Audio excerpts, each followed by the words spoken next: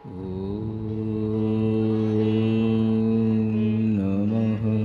सिद्धेभ्यः।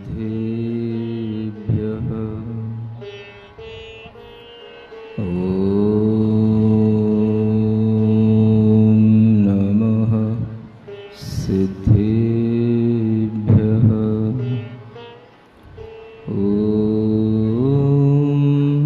नमः सिद्धेभ्यः।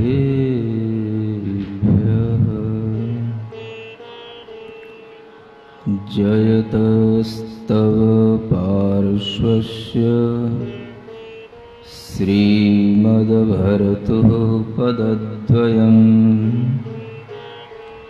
क्षयं दुस्तरपापस्य क्षमं कर्तुं ददज्जयम् तमोतु ममतातीत ममोत्तममदामृत ततामिततमते तात मतातीतमृतेमित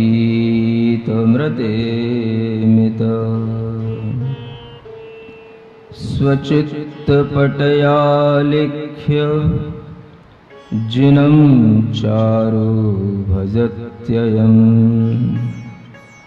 शुचिरूपतया मुख्य मिनं पुरुष निजश्रियम्। देवादिदेव आदिम तीर्थंकर श्री ऋषभनाथ भगवान की, देवादिदेव श्री पार्श्वनाथ भगवान की, वर्तमान शासन नायक श्री वर्धमान महावीर भगवान की, परम पूज्य आचार्य गुरुवर श्री विद्यासागर जी महाराज की। मोह महात्म दलन दिन तप लक्ष्मी भरतार ते पारस परमेश मुझ हो सुमति दातार। वामानंदन कल्पतरो जयो जगत हितकार। मुनिजन जाकी आश करी जाचे शिव फलसार। जाचे शिव फलसार। पार्श्वनाथ भगवान की यह कथा जब जीवात्मा एकांत में अनेक तरह के तपों और परीक्षाओं को सहन करता हुआ कुछ मंगल भावना करता है विश्व कल्याण के लिए। बहुत कम आत्माएं ऐसी होती हैं जो अपने आत्महित के अलावा परहित के लिए भी कुछ प्रयास करती हैं। आप देखेंगे दुनिया के अंदर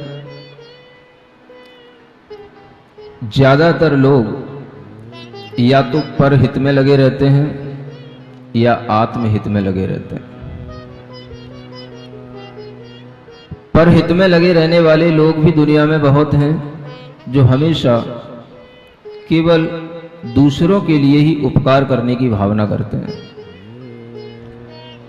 यह विचार रखते हैं कि शायद केवल दूसरों के उपकार करने से, दूसरों के लिए ही अच्छा करने से हमारा भी अच्छा हो ही जाएगा। ऐसा भी सोचने वाले लोग दुनिया में बहुत हैं और इसी तरह का जीवन भी जीते हैं। अनेक तरह के दया के, परोपकार के, पर कल्याण के कार्य करते हैं। इस तरह का कार्य करके वह परोपकार करते हैं और परोपकार करने के साथ साथ वह ये सोच लेते हैं कि शायद दूसरे का उपकार करने में ही हमारा स्व उपकार है। इस तरह के विचार से वह कुछ स्व उपकार भी कर ही लेते हैं, लेकिन वह स्व उपकार उसमें पूर्णतया निहित नहीं होता और वह स्व उपकार पूरा का पूरा नहीं हो पाता। यह हमेशा ध्यान रखने की जरूरत है कि हित जब भी किया जाता है, जिसको उद्देश्य लेकर के करेंगे उसी का होगा। अगर हमारे पर्पज में दूसरों के लिए ही केवल हित करने का भाव है तो दूसरों का हित होगा, और अगर हमारे पर्पज में केवल अपना ही आत्महित करने का भाव है तो वह केवल आत्महित ही होगा।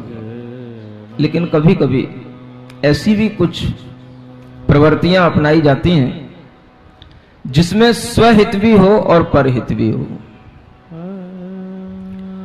जहां पर परहित होता है वहां पर स्वहित थोड़ा होता है, यदि परहित ही केवल उद्देश्य में है तो। और जहां पर स्वहित ही उद्देश्य में होता है तो वहां पर परहित भी बहुत थोड़ा होता है। लेकिन कभी कभी ऐसा होता है जब कोई आत्मा स्वहित भी करता है और परहित भी करता है। ये बहुत अच्छा गणित है जो आप अगर समझेंगे तो समझ पाएंगे कि आज के पढ़े लिखे बच्चे केवल परहित की तरफ देखते हैं, केवल परहित को ही अपना धर्म समझते हैं, क्योंकि उन्हें अपने लिए कुछ करना समझ इसलिए नहीं आता क्योंकि उन्हें अपनी चीज पर, अपने आप पर कोई विश्वास नहीं होता। अपनी चीज से मतलब अपनी आत्मा, अपनी चेतना की तरह तरह की परिणतियां, और उन परिणतियों में हम अपने लिए भी कुछ करें ऐसा उनके विश्वास में नहीं आता। उन्हें केवल किसी को पढ़ा देना, किसी को मेडिकल की हेल्प दे देना, किसी को किसी तरह की हेल्प दे देना, इन्हें उसी में ही केवल अच्छा लगता है और उसी को ही वो केवल सर्वस्व मान लेते हैं। इस तरह की प्रवृत्तियां भी हमें अनेक अपनी पीढ़ियों में देखने को मिलती हैं, समाज में, देश में, लोगों में देखने को मिलती हैं। और कहा भी गया है, परहित सरस धर्म नहीं भाई। परहित से बढ़कर के कोई धर्म नहीं है, ये कहा भी गया है। लेकिन परहित को ही धर्म मान करके यदि हम ये मान लेते हैं कि इसी में मेरा आत्मा का हित हो गया, तो कहीं हम भूल कर जाते हैं। ये समझना पड़ेगा। परहित को धर्म मान करके यदि हम आत्महित नहीं करते हैं और उसी को हम ये समझ लेते हैं कि इसी से ही हमारा आत्मा का कल्याण हो गया, तो कल्याण नहीं होगा, कुछ थोड़ा सा अच्छा हो जाएगा। और अच्छा उसी मायने में होगा कि अगर आपने किसी को पैर दिए हैं तो आपको पैर मिलेंगे, अगर आपने किसी को दवाई दी है तो आपको दवाई मिलेगी, अगर आपने किसी को गिरते हुए को उठाया है तो आपको भी कोई उठाने वाला मिल जाएगा, आपने किसी को आगे बढ़ाया है तो आपको भी कोई आगे बढ़ाने वाला कभी मिल जाएगा। जैसा हित करोगे रिटर्न होकर के वैसा ही लौट करके आएगा, क्योंकि यह भी इस यूनिवर्स का एक लॉ है। जिस तरह की एनर्जी हम अपने इस यूनिवर्स के अंदर बाहर फेंकते हैं, वही एनर्जी रिएक्ट होकर के बाद में हमारे पास में आती है। इसको बोलते हैं law of conservation of energy. और इस तरह की एनर्जी जब हमारे अंदर आती है तो वह हम उसी तरह की चीजें प्राप्त करते हैं जो चीजें हमारे पास में अपने ही पुण्य से या अपने ही उस कर्म से हमें प्राप्त होनी चाहिए। ये उन लोगों के लिए कहना है जो केवल परहित में ही लगे रहते हैं और परहित को ही केवल धर्म समझते हैं और परहित में ही अपने लिए समझ लेते हैं कि हमने अपना जीवन बहुत अच्छा कर लिया। कहीं एक फैक्टर छूट गया, जहां स्वहित भी होना चाहिए था, वह स्वहित की भावना वहां कम रह गई, छूट गई। कुछ ऐसे भी लोग होते हैं जो केवल स्वहित में ही लगे रहते हैं, अपनी त्याग, अपनी तपस्या, अपनी आत्म साधना, अपना ज्ञान, अपना ध्यान बस अपने में ही लीन रहते हैं, दूसरों से कोई मतलब नहीं रखते हैं। जैसे परहित में एकांत रूप से लगे रहने वाले लोग होते हैं, ऐसे स्वहित में भी एकांत रूप से लगे रहने वाले लोग होते हैं। और स्वहित में लगे रहने वाले उन लोगों के माध्यम से भी कभी परहित नहीं हो पाता। हो जाए तो थोड़ा बहुत कोई उनके संपर्क में आ जाए कोई पुण्य योग से, तो उसका भी कभी कभार कुछ हित हो सकता है, लेकिन परहित के लिए वो कुछ बहुत अधिक करने की भावना नहीं करते हैं। एक तीसरी क्वालिटी है जिसमें स्वहित करते करते भी परहित की भावना आ जाती है, और जब परहित करने की भावना आती है तो वह परहित इस क्वालिटी का होता है कि वैसी क्वालिटी फिर दूसरे के पास में नहीं होती है। 3 तरह की चीजें आपके सामने हैं, कौन सी चीज आपको पसंद आ रही है? 3 तरह की ज्ञान की चीजें हैं, 3 तरह की भावनात्मक चीजें हैं, 3 तरह के आपके लिए प्रवृत्तियां करने की चीजें हैं, 3 तरह की आपकी मनोदशाएं हैं। कौन सी मनोदशा आपको पसंद आ रही है?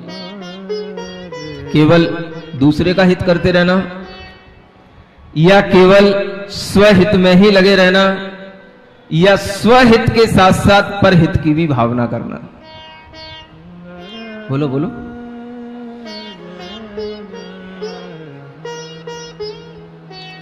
बोलो क्या विचार हो?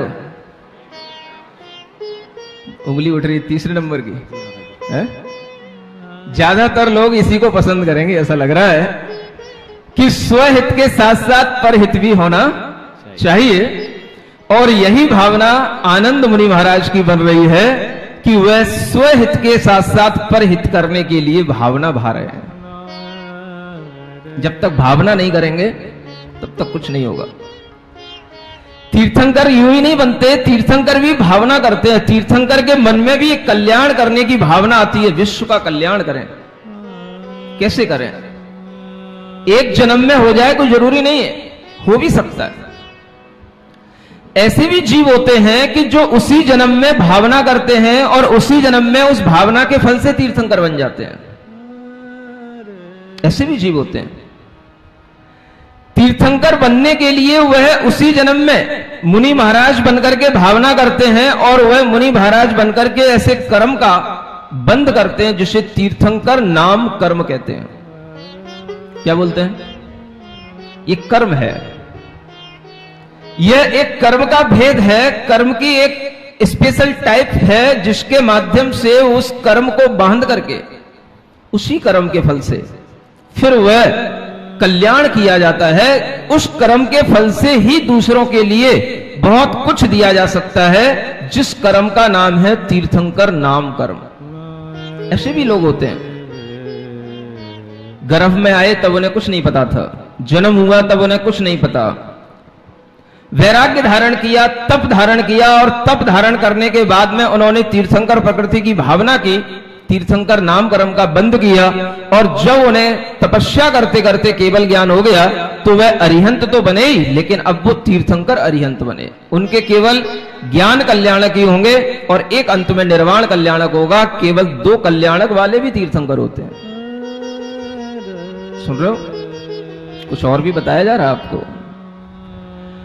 3 कल्याणक वाले भी तीर्थंकर होते हैं। ऐसे भी होते हैं कि गर्भ में आए तब कुछ अता पता नहीं था, जन्म लिया तब भी कुछ पता नहीं, और जन्म लेने के बाद में गृहस्थ अवस्था में भी उन्होंने कुछ ऐसी भावनाएं भाली, और उस भावना के माध्यम से उनके लिए ऐसे तीर्थंकर नाम कर्म का बंद कर लिया, और फिर जब उन्होंने दीक्षा ली तो उनका तप कल्याणक हुआ, और जब वो अरिहंत बने तो ज्ञान कल्याणक हुआ, और फिर बाद में उनका निर्वाण कल्याणक भी हुआ। 3 कल्याणक से भी तीर्थंकर बन के भी स्वहित और परहित कर लिया जाता है। सुन रहे? 2 कल्याणक वाले भी तीर्थंकर होते हैं, 3 कल्याणक वाले भी तीर्थंकर होते हैं, लेकिन वो तीर्थंकर यहां नहीं होंगे, इस भरत क्षेत्र में नहीं होंगे, क्योंकि यहां पर तो जो हो रहे हैं, जो होंगे, वो सब निश्चित होंगे। ये कार्य तो वहां होगा जहां पर निश्चितता नहीं है, और जहां पर और भी तीर्थंकर किसी भी समय पर बन सकते हैं, उन्हें विदेह आदि क्षेत्र कहते हैं। ऐसे विदेह क्षेत्र में भी तीर्थंकर बनने वाले ऐसे जीव होते हैं। जैसा आप यहां देख रहे हो, भरत क्षेत्र में ये काल चल रहा है, तीर्थंकर होते हैं। ऐसे विदेह क्षेत्र में तो तीर्थंकर हमेशा बने ही रहते हैं। अभी भी उन विदेह क्षेत्रों में तीर्थंकर हैं, और कम से कम 20 तीर्थंकर तो इस धरती को हमेशा सुशोभित किए रहते हैं। इस 2.5 द्वीप को हमेशा सुशोभित किए रहते हैं। 20 तीर्थंकर हमेशा अपने क्षेत्र में रह करके अपने क्षेत्र के जीवों को वहां पर हित के साथ साथ अपने आत्म कल्याण के मार्ग में भी लगाते रहते हैं। हम यहां बैठे हैं, चर्चा कर रहे हैं हम भरत क्षेत्र में रह करके, भरत क्षेत्र में उत्पन्न होने वाले तीर्थंकरों की, और वह तीर्थंकर जो यहां उत्पन्न होंगे, केवल यहीं पर जन्म लेंगे, उन तीर्थंकरों की वह संख्या निश्चित होती है। और ऐसे वह तीर्थंकर 24 ही होते हैं। और इस भरत क्षेत्र में उन 24वें तीर्थंकरों में से हम जिन तीर्थंकर की कथा आपके लिए रख रहे हैं वो 23वें तीर्थंकर हैं, पारसनाथ भगवान। उनकी चर्चा चल रही है, पिछले जन्मों की चर्चा चल रही है। जब वह आनंद मुनि महाराज हैं तब उस समय पर विदेह क्षेत्र में भी तीर्थंकर होंगे, भरत क्षेत्र में क्या होगा पता नहीं, लेकिन उस समय पर भी वह एक सामान्य मुनि महाराज बनकर के आत्म कल्याण में लगे हैं, आत्म कल्याण में लगे हैं। एक मन में उनके अंदर भाव आया, आत्मा के कल्याण के साथ साथ पर का कल्याण भी होना चाहिए।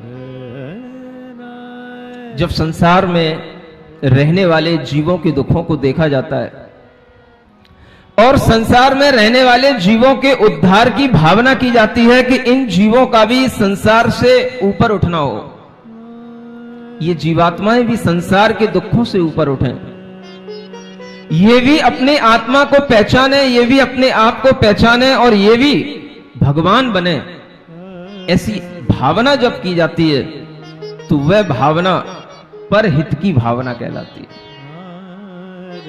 ऐसा हित नहीं किसी को पैसे चाहिए पैसे दे दिए, किसी को ब्लड चाहिए ब्लड दे दिया, किसी को हाथ पैर चाहिए हाथ पैर दे दिए, किसी को अपनी किडनी दे दी, किसी को लीवर दे दिया, किसी को आंखें दे दी। इससे कुछ नहीं होना जाना। ये तो एक छोटा सा एक जन्म का कोई किसी के लिए हेल्प है, वो अपनी उस हेल्प से कुछ अपने लिए अच्छा कर पाए ना कर पाए कोई गारंटी नहीं है। अगर भावना ही करना है, पर हित की भावना ही करना है, तो उस लेवल की करो, उस क्वालिटी की करो कि जिसको करने के बाद में वो जीव ऐसे दुखों को ही प्राप्त ना हो। ऐसी भावना करो कि किसी जीव को इस तरीके के दुख मिले ही ना। ऐसी भावना करो कि कोई भी मनुष्य इस तरीके के जन्म को यदि प्राप्त करे तो कभी भी वह विकलता में विकलांगता में जिए ही ना। और जब भी उसका जन्म हो, ऐसा जन्म हो कि वह जन्म लेने के बाद में अपना आत्म कल्याण करने की भावना करे और अपने स्वहित में लगने की भावना करे, और इस तरह की भावना करके वह अपनी आत्मा को हमेशा के लिए दुखों से मुक्त कर ले, ऐसी भावना करो। यह कहलाता है परहित। नहीं समझ में आ रहा? छोटे छोटे सी हेल्प करके कितनों को कब तक सुखी रख पाओगे? जिनकी आप हेल्प कर रहे हो वो कभी कोई आतंक भी कर सकते हैं, कभी चोरी भी कर सकते हैं, कभी किसी का मर्डर भी कर सकते हैं, आपके द्वारा दी गई हेल्प से किसी की जान भी ले सकते हैं, कोई बड़े बड़े कुछ भी क्रिमिनल बन सकते हैं, कुछ भी बन सकते हैं, कोई गारंटी नहीं है। ये हेल्प कोई बहुत बड़ा हित नहीं है किसी का। ये तो एक काम चलाऊ चीजें हैं। हम काम चलाऊ चीजों को बहुत बड़ी चीजें समझ लेते हैं क्योंकि हमारा दिमाग उसी लेवल का है। अगर हम जानना चाहते हैं इस कथा के माध्यम से कि पारसनाथ भगवान ने क्या किया, कौन सी भावना की, क्या उनकी भावना से ये भावना आई कि उनके जाने के बाद भी आज दुनिया में जितने मंदिर हैं, जितना सबसे ज्यादा पारसनाथ भगवान का नाम है, उतना किसी तीर्थंकर का आज नाम नहीं है जितना पारसनाथ भगवान के नाम से लोग आह्लादित होते हैं। क्यों?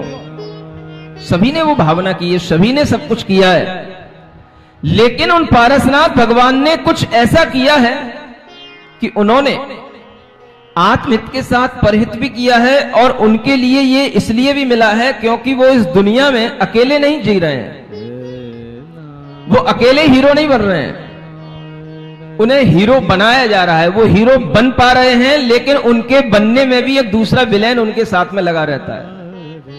अगर आपसे कोई पूछे कि पारसनाथ भगवान ही 24 तीर्थंकरों में क्यों इतने ज्यादा फेमस हैं, तो आप कह देना एक ही बात कि बाकी के 23 तीर्थंकरों के साथ में कोई भी विलेन नहीं था, वो अकेले हीरो थे।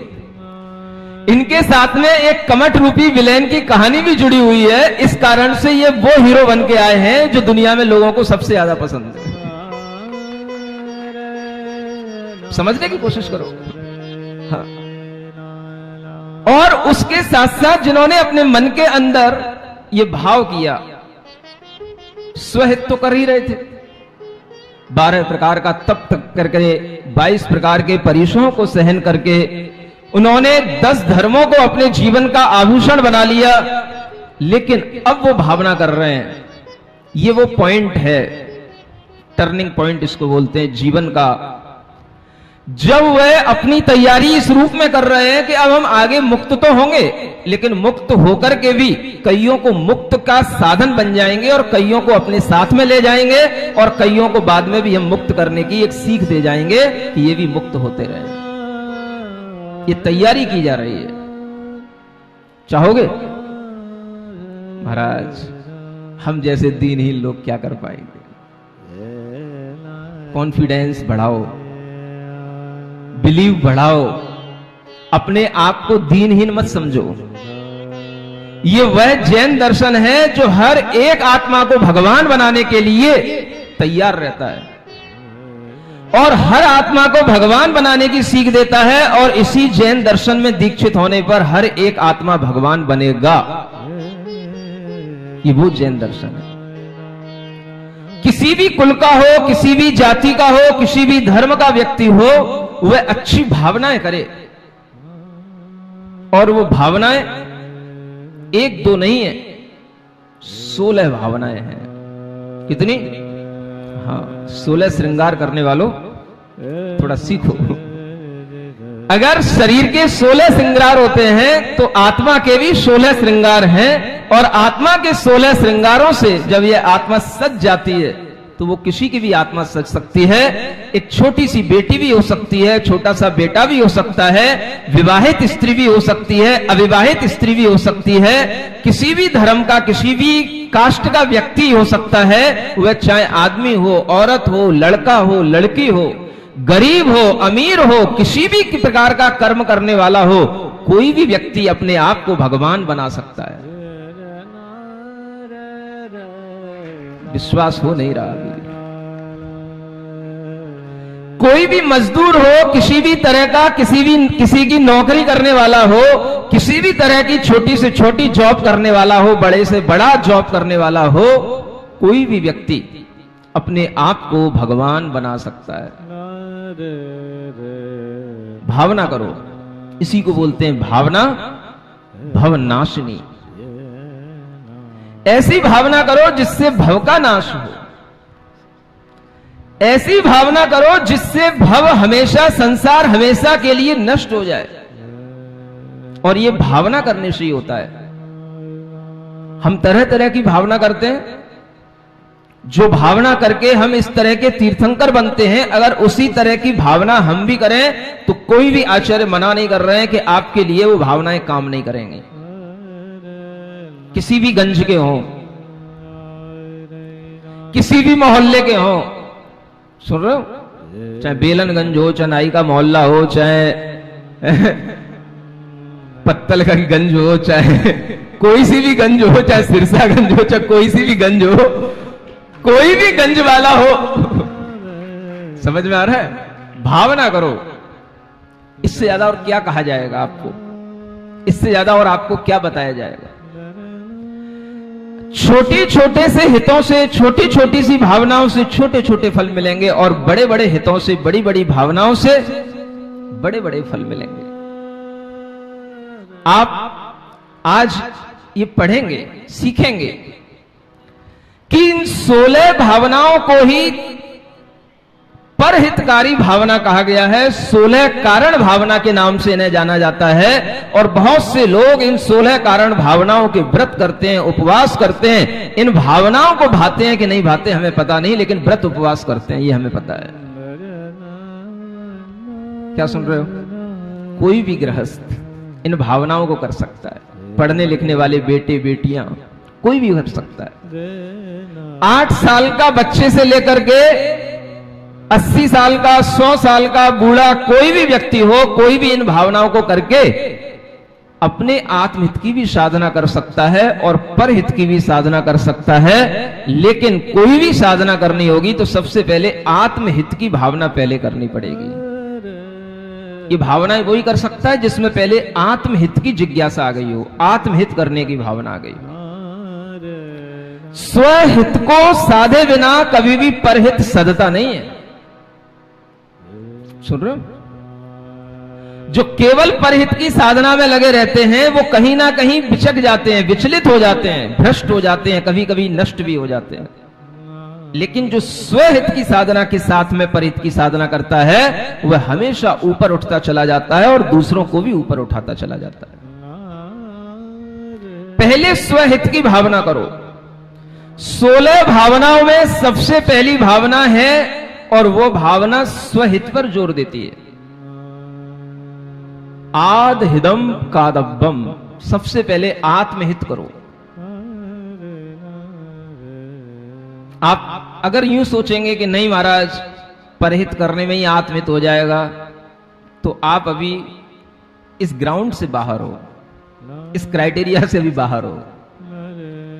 आपके लिए ये भावनाएं, ये आत्महित का विचार आपके लिए जब तक नहीं आएगा तब तक आप कभी भी परहित भी अच्छे से कर नहीं पाओगे। इसलिए 16 कारण भावनाओं में भी सबसे पहली भावना जोर देती है किसके लिए? आत्महित के लिए। जब तुम मुक्ति को मानोगे, जब तुम मोक्ष जाने की भावना करोगे, तभी किसी दूसरे को मोक्ष ले जा पाओगे। जब तुम्हारा ही विश्वास नहीं है तो दूसरे को क्या ले जाओगे? वो नाविक दूसरे को क्या तैराएगा, दूसरे को क्या ले जाएगा, जिसे खुद पर ही विश्वास नहीं है कि मैं अपनी नैया उस पार लगा पाऊंगा। जिसे अपने पर विश्वास होगा वही दूसरे को ले जा पाएगा। इसलिए स्वहित करके ही आत्मित होता है। इसलिए आचार्यों ने कहा आद हिदम कादब्बम जद शक्कई पर हिदम चकादब्बम। पहले आत्मित कर लो, यदि शक्ति बने तो दूसरों का भी हित कर लेना, लेकिन आद हित पर हिदादो आद हिदम शुट्ठु कादब्बम। आत्महित और परहित में कभी आपको यह देखना पड़े कि पहले कौन सा करूं, तो पहले आत्महित ही करना। सुन रहे हो?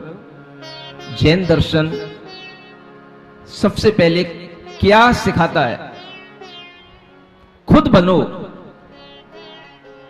पहले अपने आप को तैयार करो। और यही जैन दर्शन आज पूरा दुनिया साइंस सीख रहा है। पूरे दुनिया की साइंस, अगर आपको कहीं कोई मोटिवेशन टीचर मिलेगा, कभी भी आपको कोई भी तरीके का एनर्जी लेवल बढ़ाने वाला, कोई मोटिवेट करने वाला, कोई भी आपके लिए कोई भी लेक्चर देगा, तो यहीं से शुरू होगी बात। पहले अपने आप को सुधारो। आप पढ़ लेना, दुनिया की हर पुस्तक पढ़ लेना, जो लाखों में बिकती हो, करोड़ों में बिकती हो, सब में पढ़ लेना, लेकिन आपको एंड में ये उसका सार मिलेगा, उसका कंक्लूजन मिलेगा कि जब तक आप अपने से कोई शुरुआत नहीं करोगे, दुनिया में कुछ नया होने वाला आपके लिए है नहीं है। क्या सुन रहे हो? आप चाहते हो मैं कुछ जीऊं, एक अच्छा जीवन जीऊं, कुछ हो जाए मेरे साथ में, कुछ मुझे मिल जाए, किसी के सहारे जी लूं, कोई मुझे तरकीबें सिखा दे एक अच्छा जीवन जीने की। कभी भी नहीं हो सकता। एक अच्छी शुरुआत जब तक आपके माध्यम से स्व सुधार के लिए नहीं होगी, अपने लिए नहीं होगी, अपने सुधार के लिए नहीं होगी, तब तक आपके लिए दुनिया में कुछ अच्छा होने वाला नहीं है। आत्म सुधार के बिना हम किसी को नहीं सुधार सकते। आत्महित किए बिना हम किसी का परहित नहीं कर सकते। अपना कल्याण पहले, अपनी भावना पहले, अपने लिए पहले जीना सीखोगे, तब किसी को जिंदगी दे पाओगे।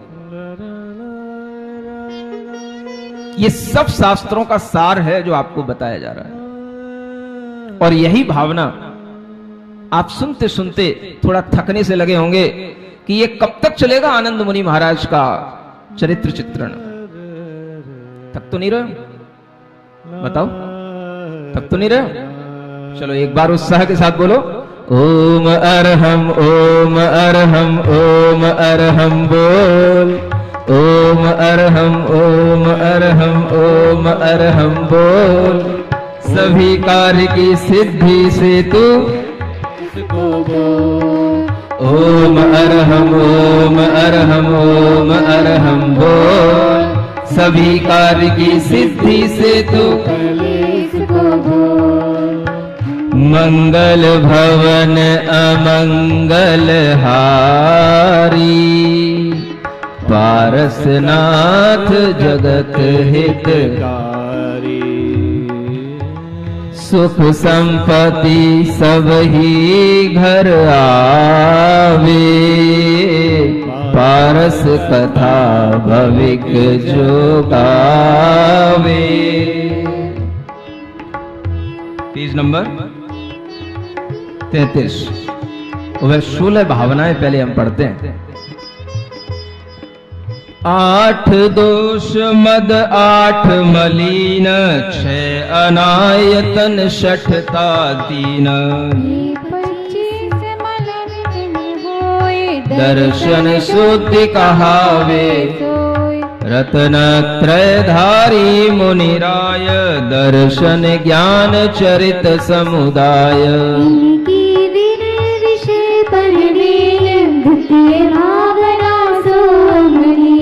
शील भार धर सकचेत, सहस 18 अंग समेत, भावना कही कहाँ, आगम कहित अर्थ अवधार, यथा शक्ति निज बुद्धि अनुसार, निरंतर ज्ञान अभ्यास, करिए भावना कहिए तास। ये भावनाओं में सबसे पहली भावना है जिसका नाम है दर्शन विशुद्धि भावना। क्या बोलते हैं? हाँ, दर्शन विशुद्धि। दर्शन माने अपनी श्रद्धा की विशुद्धि बनाओ, अपनी आस्था को और विशुद्ध बनाओ, अपनी विश्वास को और प्योर बनाओ।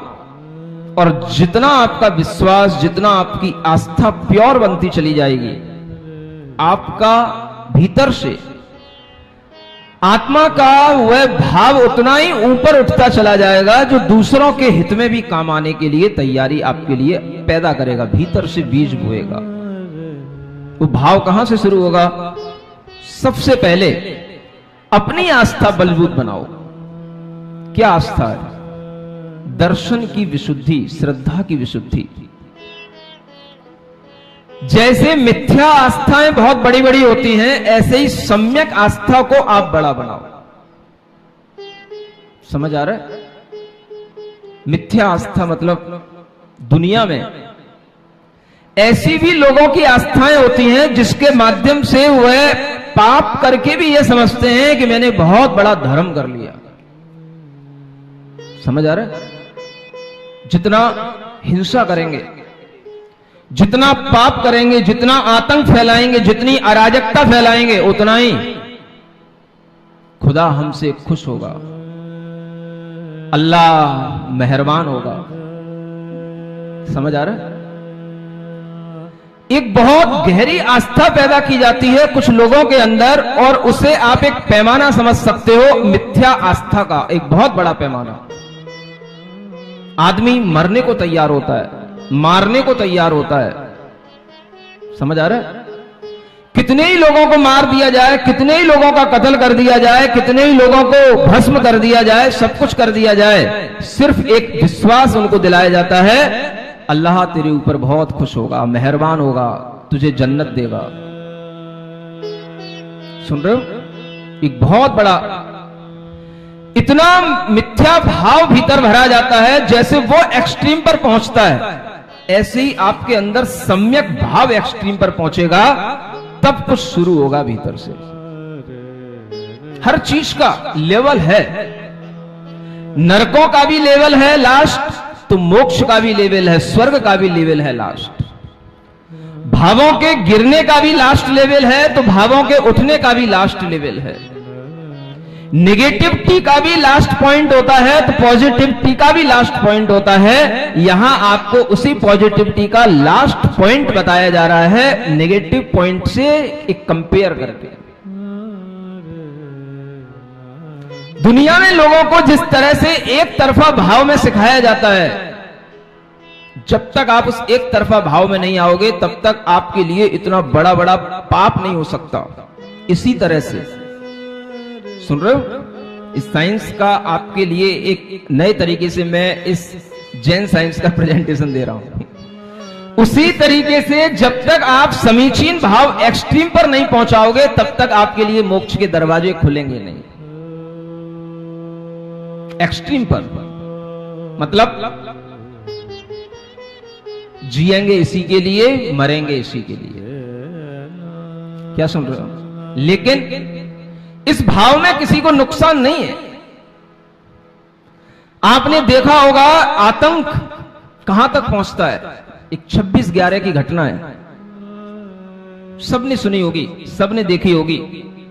वो बॉम्बे में जब तहलका मचा था, एक होटल के अंदर लोगों को किस तरीके से मारा गया था।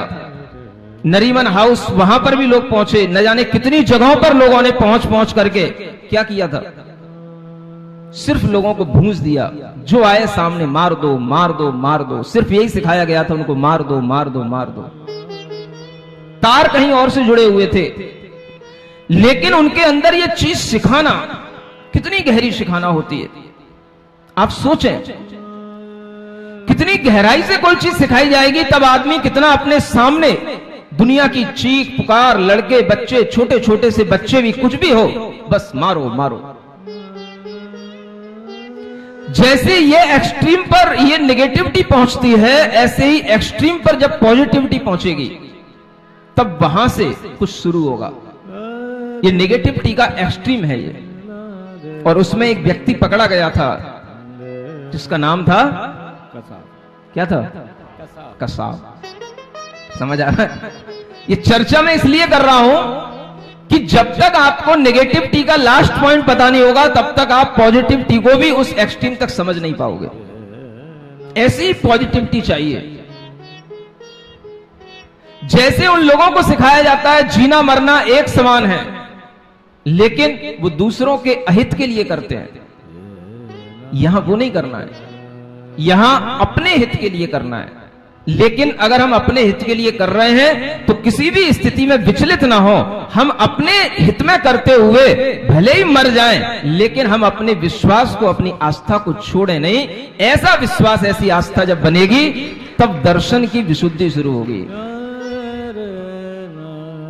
समझ में आ रहा है? एक चीज सिखाई जाती है उन लोगों को, जैसे यहां आपको दिखाया जाता है, ऐसे ही दुनिया के हर धर्म में सिखाया जाता है। स्वर्ग मिलेगा, जन्नत मिलेगी। समझ आ रहा है? और वहां पर वो जन्नत इसलिए मिलाई जाती है कि वहां पर जैसा उनको हुक्म करने वाले जिस तरीके के लोग होते हैं, वो जैसा उनको पाठ पढ़ाते वैसा करेंगे तो वैसा करने से उनको जन्नत मिलेगी। लेकिन वो जन्नत उन्हें मिलती नहीं मिलती, ये आपको सब अपने दिमाग से सीखना है। क्या किसी को मारने से कभी किसी को जन्नत मिलेगी? किसी का कत्ल कर देने से, किसी की हिंसा कर देने से किसी को जन्नत मिलती है? अगर ये कॉमन सेंस भी अपने अंदर नहीं होगा तो हम कभी भी ना अपने लिए अच्छा कर पाएंगे ना दुनिया के लिए अच्छा कर पाएंगे। आप देखना, ऐसे लोगों को सालों सालों तक ये शिक्षाएं दी जाती हैं, लेकिन जो शिक्षाएं वास्तव में लेना चाहिए वो शिक्षाएं कोई नहीं लेता है। ये शिक्षाएं आपको लेना चाहिए जिसके माध्यम से हम खुद अपना आत्महित करें, दूसरों का भी हित करें। तीर्थंकर प्रकृति का बंद अगर होता है तो श्रद्धा को विशुद्ध करने से होता है, आस्था को विशुद्ध करने से होता है। और वो आस्था किसके लिए विशुद्ध बनाना? अपनी आत्मा शुद्ध बनेगी। बनेगी माने बनेगी। जो शुद्ध आत्माएं हैं उन्हीं को सिद्ध कहा जाता है, और वो होते हैं माने होते हैं। उन्हीं सिद्ध आत्माओं पर विश्वास करके हमें अरिहंतों पर विश्वास होता है, और वही अरिहंत हमारे सामने जब इस तरह का उपदेश देते हैं तब हमें तत्व का कुतत्व का ज्ञान होता है। और जब हमें तत्व का ऐसा ज्ञान हो गया तो कुतत्व की ओर हमें कभी भी क्षण भर भी लुढ़कना नहीं है।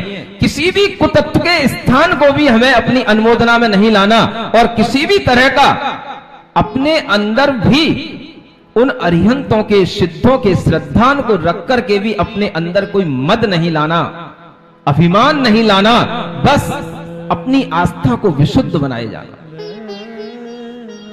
ऐसी आस्था जब धीरे धीरे और बढ़ेगी तब आपको पता पड़ेगा कि इन अरिहंत और सिद्धों के अभाव में भी इनका रास्ता बताने वाले आज हमारे सामने आचार्य होते हैं, उपाध्याय होते हैं, साधु होते हैं। और उन साधुओं के माध्यम से आज भी हमें परमात्मा बनने की सीख दी जाती है। हमें एक्सट्रीम लेवल तक अपनी पॉजिटिविटी को बढ़ाने के लिए हमें ज्ञान दिया जाता है। और ऐसी पारस कथाओं के माध्यम से आज भी हमें तीर्थंकर जैसी भावनाएं सिखाई जा रही हैं। ये भावनाएं ही लोगों को सिखानी चाहिए।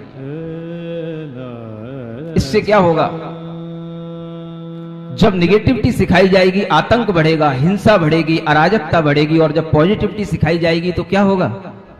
सदाचार बढ़ेगा, शिष्टाचार बढ़ेगा, भाई बहन की भावना बढ़ेगी, एक भाईचारा बढ़ेगा। इससे किसी को नुकसान नहीं होगा।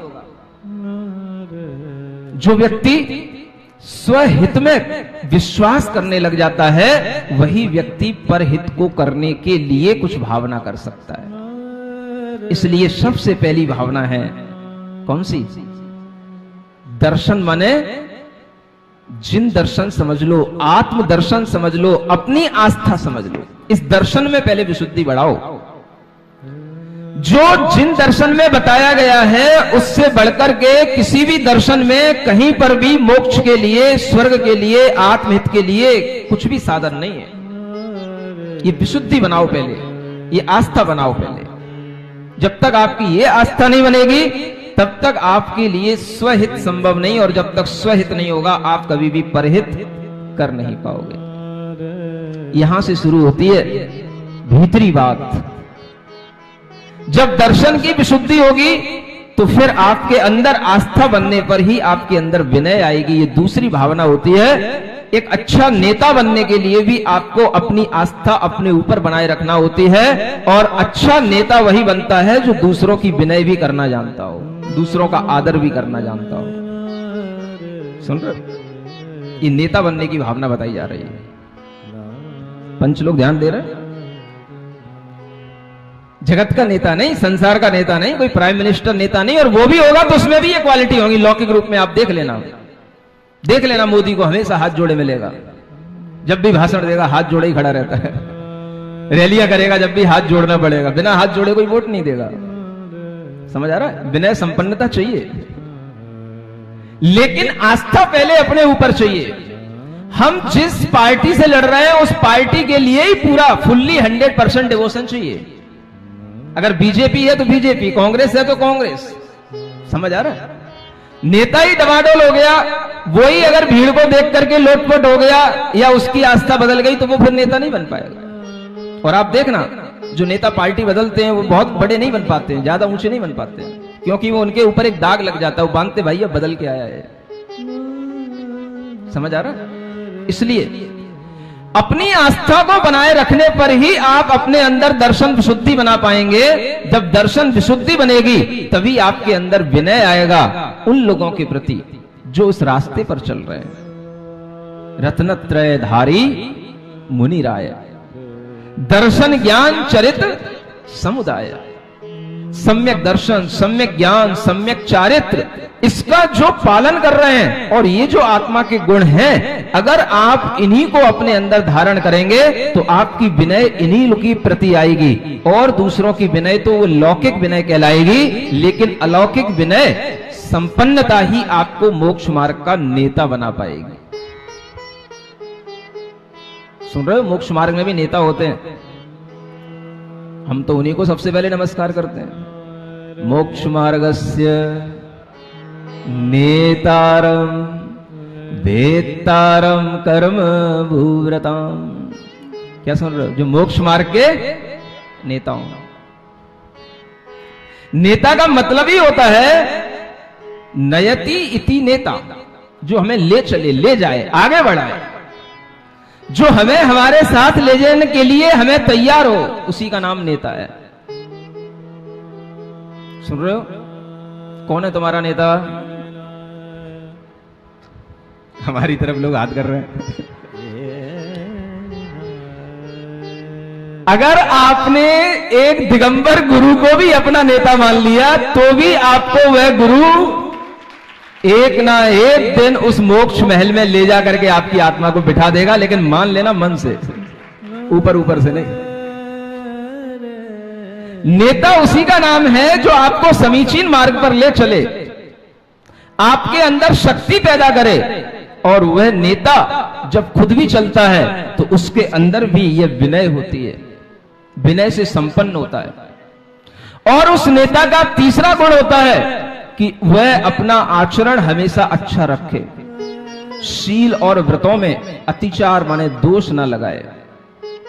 आप देख लेना, एक लौकिकता के नेता की भी तुलना इसी से कर लेना, और परलोक को ले जाने वाले जो नेता होते हैं उनकी भी तुलना आप इसी से कर लेना, और दोनों में वही क्वालिटियां दिखेंगी आपको, और इन्हीं क्वालिटी के बल पर कोई एक अच्छा आदमी नेता बन सकता है। मैं कह रहा हूं कि अगर जैन समाज में कोई अच्छा नेता बनना चाहता है तो जैन समाज का भी नेता बनने के लिए इन्हीं क्वालिटी को फॉलो करे।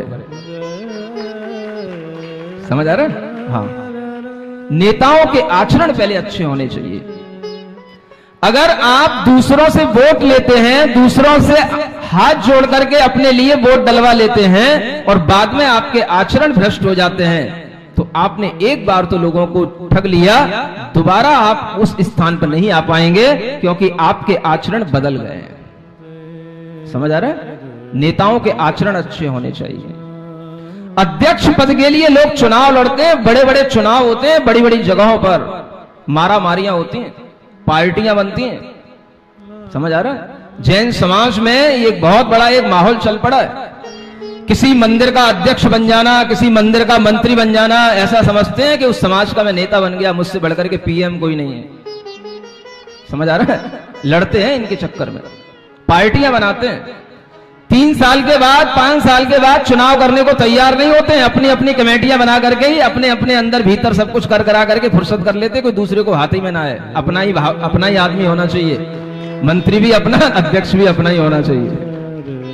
मैं किसी की व्यवस्था की बात नहीं कर रहा, मुझे कुछ भी नहीं पता मैं यहाँ क्या है वहां क्या है, मैं सबकी बात कर रहा हूं, दुनिया सुन रही है मेरे प्रवचन को, जनरल बात कर रहा हूं। समझ आ रहा है? बुरा नहीं मानना कोई। मैं देखता रहता हूं कि आदमी को सिर्फ नेतागिरी में आनंद आता है, और जितने भी समाज के बड़े लोग होते हैं मैं देखता हूं सबसे ज्यादा भ्रष्टपना समाज में आज उन्हीं से फैलाया जा रहा है। अगर समाज में कोई नीति की, न्याय की, सदाचरण की बात कहें तो सबसे पहले दाग उन्हीं के ऊपर लगा हुआ मिलता है। समाज को चलाने के लिए नेतागिरी की आवश्यकता नहीं है, नेताओं की क्वालिटी होनी चाहिए। मना नहीं कर रहा हूं, बनो नेता, मैं तुम्हें और अच्छा नेता बनाना चाहता हूं, तिलक लगाऊंगा तुम्हारे, ऐसे अच्छे नेता बनो। सदाचरण की बात करो, अपने शील की बात करो कि जो हमारे घरों में हो रहा है वो पहले सबसे अच्छा होना चाहिए, तब हम दूसरों के लिए कुछ कर पाएंगे। हमारी समाज में अगर कोई भी निर्देश जाता है हमारी तरफ से तो सबसे पहले वो हमारे घरों से शुरू होना चाहिए। इसलिए मैं कह रहा था, जो अपने को नहीं सुधार सकता वो दुनिया में कभी कोई नेता नहीं बन सकता। कितनी बार कहता हूं मैं, जैन समाज के अंदर कितनी कुरीतियां आ गई हैं। दूसरी हम समाजें देखते हैं, सिख समाज है, पंजाबी समाज है, ऐसी समाजों में कभी भी जब पार्टियां होती हैं, कोई रिसेप्शन होते हैं, किसी भी तरीके का भोजन होता है एक साथ, तो वहां पर लिमिटेड आइटम होते हैं। कभी भी रात में भोजन नहीं बनते, ऐसी समाजों ने डिक्लेयर कर रखा है। लेकिन हमारी समाजों में सब कुछ चल रहा है, विवाह हो रहे हैं, शादियां हो रही हैं, सबसे ज्यादा रात्रि में होने वाली शादियां सबसे ज्यादा पाप कराती हैं, और रात्रि में होने वाली शादियों में सबसे ज्यादा आइटम बनने वाली समाजों में जैन समाज का नाम आ रहा है। सबसे ज्यादा बर्बादियां करने वाली समाज ये जैन समाज बनती चली जा रही है, स्टैंडर्ड बनाने के चक्कर में। उसने अगर अपने बेटे की शादी में 200 आइटम बनाए हैं तो मैं अपने बेटे की शादी में 300 आइटम बनाऊंगा। ये एक कंपटीशन चलता है। खाने वाले कितने आते हैं, कितना खाते हैं, कितना बिगाड़ते हैं, नहीं, लेकिन एक एक रात के खाने के लिए 1-1 करोड़ की बर्बादियां हो जाती हैं। कौन सीखेगा ये? कौन समाज को सुधारेगा? रात में विवाह करना ये सबसे बड़ी समाज को बिगाड़ने का सबसे बड़ा तरीका है। नेता लोग सबसे पहले अपने अंदर ये सुधार लाएं कि हम अपने घर में बेटे बेटियों का विवाह दिन से करें, दिन में करें। नेता बनने के लिए रात्रि में भोजन न हो, ये जो जैन धर्म का एक बहुत बड़ा सिंबल है, ये सब नेताओं ने बिगाड़ा है, समाज के बड़े बड़े लोगों ने बिगाड़ा है। अगर ये सिंबल बना रहेगा तो आपकी नेतागिरी पसंद आएगी, और ये सिंबल आपके ही द्वारा बने रह सकते हैं। आपके लिए सोचना है कि हम पहले अपने आप को सुधारें, और इस तरीके के सुधार आएंगे तो आप देखेंगे कि आप अपने विवाह में, शादियों में, चाहे कितने ही बड़े बड़े विवाह हो, शादियां हो, अगर आप स्टैंडर्ड बनाएं तो ये भी स्टैंडर्ड बन सकता है कि हमारे घर के विवाहों में आलू नहीं बनेंगे, प्याज नहीं बनेगा, चाहे आपको कुछ आना हो तो, ना आना हो तो, क्या फर्क पड़ रहा है? तो चीजें जो पहले एक लेवल थी जैनिज्म का, वो सब आप लोग बिगाड़ते चले जा रहे हैं। और ये लेवल अगर फिर से बनेगा तो आप नेताओं के द्वारा बनेगा, और अगर ऐसा व्यक्ति कोई भी नेता बन करके उभर के आता है तो मैं उसको आशीर्वाद दूंगा कि हाँ, समाज का नेता यही होना चाहिए। उससे कोई मतलब नहीं कि वो कितना उसकी उम्र है और वह किस मंदिर का है और किस जाति का, उससे कोई मतलब नहीं। मतलब इससे होना चाहिए कि व्यक्ति क्वालिटी को आगे बढ़ाने वाला होना चाहिए। समझ में आ रहा है? गुस्सा तो नहीं आ रहा? नेता बनाना है आपको। मैं तो चाहता हूं जहां जितने लोग बैठे हैं जैन समाज में, हर व्यक्ति नेता बन जाए, हर व्यक्ति के अंदर नेतृत्व करने का गुण आ जाए, और ये आना चाहिए। ये सिखाया जाता है दुनिया में, बड़े बड़े मोटिवेटर सिखाते हैं लीडरशिप की क्वालिटियां, और वो लीडरशिप की क्वालिटियां इन 16 क्वालिटी के अलावा और कुछ नहीं हो सकती। अगर आपने 16 भावना सीख ली तो आपसे बड़ा लीडर दुनिया में कोई नहीं है। अपने बच्चों को सिखाओ, लाइफ मैनेजमेंट करने के लिए, लीडिंग मैनेजमेंट करने के लिए, आपको लीडर बनने के लिए ये 16 क्वालिटियां चाहिए। समझ में आ रहा है? इन्हीं 16 क्वालिटियों को आप कितनी भी तरीके से जनरलाइज कर लो, एक एक सूत्र को जैनिज्म के आप इतना जनरलाइज कर सकते हो कि आप दुनिया को बहुत कुछ दे सकते हो। एक गाथा के ऊपर मैंने एक किताब लिखी जिसका नाम है खोजो मत पाओ। सुन रहे हो? ओनली एक गाथा, और उसमें जो 6 सूत्र हैं केवल, कैसे खाएं, कैसे पिएं, कैसे उठें, कैसे सोएं, कैसे चलें, कैसे बात करें। अगर आप अपनी लाइफ स्टाइल को समझना चाहते हो, बनाना चाहते हो, तो उस किताब को जरूर पढ़ना, खोजो मत पाओ। ये हिंदी में है और उसी का इंग्लिश ट्रांसलेशन है life management of Lord Mahavira. ये केवल इसी बात को लेकर के किताब लिखी गई थी, एक भावना, एक बात को लेकर के। और आज आपसे कह रहा हूं, जो अच्छे राइटर हो लिखना सीखें। मुझे टाइम नहीं है, अभी आगरा वाले मुझे टाइम नहीं दे रहे हैं। इस 16 कारण भावनाओं पर आप एक नेता बनने की किताब लिखें। और एक किताब पहले लिखी जा चुकी, मैंने पढ़ी है, किसी विद्वान के द्वारा लिखी गई है, नेता बनने के उपाय। समझ आ रहा है? बता रहा हूं आपको, नेता बनने के लिए क्वालिटी चाहिए। तो पहली क्वालिटी, आपकी अपने धर्म में आस्था होनी चाहिए। आपको अपनी आत्मा में, अपनी ही आत्मा के लिए आस्था होनी चाहिए कि मेरी आस्था भगवान बन सकती है, बनेगी। ये आस्था बनाओ पहले। दूसरी क्वालिटी, जो इस तरीके की आस्था रखते हैं उनकी विनय करना सीखो। तीसरी क्वालिटी, जो आपका शील है, आपके व्रत हैं, उन्हें आप निर्दोष बनाओ, किसी भी स्थिति में उनसे कंप्रोमाइज मत करो। ये तीसरी क्वालिटी है। समझ में आ रहा है? और चौथी क्वालिटी है, आप अपने आप को हमेशा ज्ञान के अभ्यास में लगाए रखें। किसमें? मतलब कि नॉलेज गेन करना है। समझ आ रहा है? आपकी जनरल लैंग्वेज में क्या बोलेंगे? हाँ, हमें हमेशा सीखना है, नॉलेज गेन करना है। अपने मन को हमेशा नॉलेज और ज्यादा गेन करने में लगाना है। और जितनी आप नॉलेज गेन करेंगे उतना ही आपका दिमाग उदार बनेगा, आपको सही गलत का एक अंतर समझ में आएगा और तभी आपकी आस्था अपने आप में और बढ़ती चली जाएगी। समझ आ रहा है? दुनिया में नेगेटिव भी देखो क्या हो रहा है। उस कसाब को भी देखो और उसके ऊपर जो फिल्म बनी है 26/11 की, कभी उसको भी देखना कि उसे क्या पढ़ाया गया था। समझ आ रहा है? नाना पाटेकर ने फिल्म बनाई थी, कभी देखना कि उसको क्या सिखाया गया था। और वह जब उसका टॉर्चर करके उसको जब उगलवाता है कि बता तूने इतनी हिंसा कैसे की, तुझे क्या सिखाया गया था, तो वह वहां पर उसके सामने यही बातें कहता है, हंस हंस के कहता है, मैंने इतने लोगों को मारा, अब मुझे जन्नत में अनेक ऐसी रानियों से मिलवाएगा जहां पर अनेक रानियां मेरा आनंद बढ़ाएंगी, मुझे उल्लास देंगी। ऐसा उसको सिखाया गया। समझ आ रहा है? ये सब थीम यहीं से जाती है। आपको बताया जाता है स्वर्ग में एक एक की 32 रानियां होती हैं, वो भी वहीं पर वैसे ही सिखाया जाता है, बेटा ऐसा करेगा तो तेरे लिए 32 देवियां तेरे लिए हमेशा वहां खड़ी मिलेंगी तेरा सत्कार करने के लिए।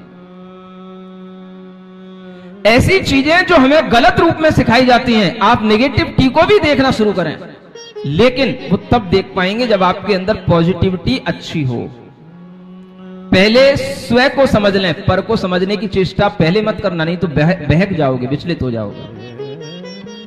जिसकी स्व धर्म में आस्था नहीं होती वह कभी भी पर धर्म को देखेगा, दूसरे की चीजों को देखेगा तो बिचक जाएगा, वो सही और गलत का निर्णय कर ही नहीं पाएगा। इसलिए उन चीजों को पहले मत देखना, पहले अपने अंदर पॉजिटिविटी एक्सट्रीम पर ले जाओ, और जब वो हो जाएगी तब आपको नेगेटिविटी अपने आप दिखने लग जाएगी, कहां क्या हो रहा है। नॉलेज गेन करो, मना नहीं है। दूसरे धर्मों में क्या सिखाया जाता है वो भी देखो, उनके अंतिम रिजल्ट देखो कि वो धर्म कहां तक हमें ले जाता है, कौन सी सीढ़ियां स्वर्ग तक जाकर के रुक जाती हैं और कौन सी सीढ़ियां मोक्ष तक ले जाती हैं। दुनिया में कोई भी ऐसा धर्म नहीं है जो मोक्ष तक ले जाए। मोक्ष की बातें हैं लेकिन केवल वो स्वर्ग तक ही बातें ले जाकर के छोड़ देती हैं। मोक्ष में और स्वर्ग में जो अंतर है वो आपको केवल जैन दर्शन पढ़ के समझ में आएगा। स्वर्ग अलग चीज है और मोक्ष अलग चीज है। स्वर्ग में नाच गाने होंगे, देव देवियां होंगी, स्वर्ग में सब तरीके की चीजें होंगी, लेकिन मोक्ष में नहीं। मोक्ष का आनंद अलग है। आपको अभी यहां पर ये भावनाएं बताई जा रही हैं। 4 भावनाएं आपने आज सीखी है। कितनी और ज्यादा सीखना है, धीरे धीरे सीखेंगे। कौन सी भावना है? नेता बनने की 4 क्वालिटियां। समझ आ रहा है? लीडर बनने की 4 क्वालिटियां। मैं अपने हर बच्चों से कहूंगा, हर बच्चा लीडर बने। हर बच्चे के अंदर ये क्वालिटी आनी चाहिए, और ये क्वालिटी आएंगी तो बच्चा एक अच्छा लीडर बनेगा, धर्म के लिए भी, समाज के लिए भी। और अगर वो इन भावनाओं के अनुसार चलेगा तो अपनी आत्मा का भी लीडर बनेगा।